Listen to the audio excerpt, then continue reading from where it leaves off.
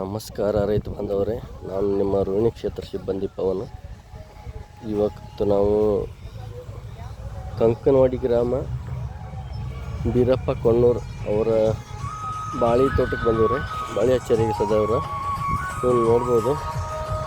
ಹಚ್ಚಿ ಕರೆಕ್ಟ್ 10 ದಿವಸ ಹತ್ತು. ಇನ್ನು ಫಸ್ಟ್ ಡ್ರಂಚ್ ಕೊಟ್ಟಿಲ್ರಿ, ನಾವು ಈಗ ಡ್ರಂಚ್ ಬರೆದು ಕೊಡ್ತೀವಿ.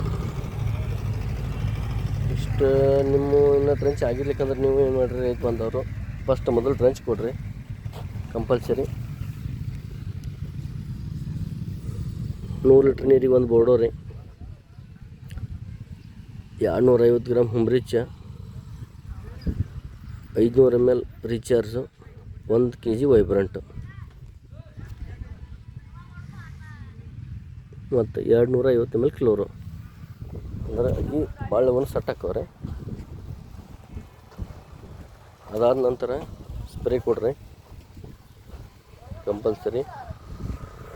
ವೈಬ್ರಂಟು 1 ಕ್ಯಾನಿಗೆ 50 ರಿಂದ 60 ಗ್ರಾಮು, ಕಾರ್ಬನ್ ಡೈಸಮು 2 ಕಡ್ಡಿ ಪೊಟ್ನ,